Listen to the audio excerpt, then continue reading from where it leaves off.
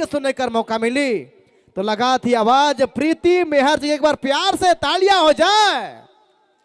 कहे ना जे लखे बिना सारी कर ससुरार, सुना सुना लागेला, से लखे महफिल में बिना ताली कर सुना सुना लागेला। तो भाई मीठा मीठा ताली कर साथ देते रहे है और आज वाला कार्यक्रम कर मजा लेते रहे है। चलिए अपने कर बीच लगा थी आवाज प्रीति मेहर जी के लेकर पसंद वाला गीत कर साथ खुशी मनाब हमरे उनकर खूबसूरत आवाज कर साथ।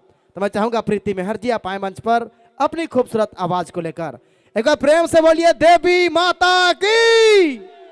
बहुत बहुत धन्यवाद। उनकर शरण में आई हमरे, उनकर दरबार में आई हमरे, झूमे ले और नाचे ले, खुशी के मनाए ले लो। अपने कर बीच उपस्थित है प्रीति मेहर जी, रोड़ेकर पसंद वाला गीत के लेके प्रीति मेहर जी।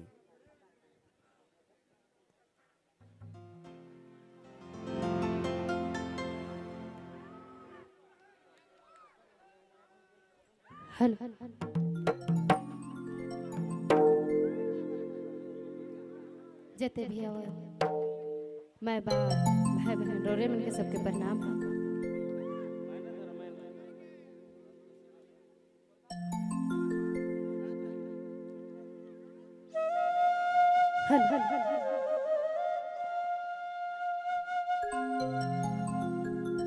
इतने प्यार देबू तो के सोचिया नहीं होबे सके,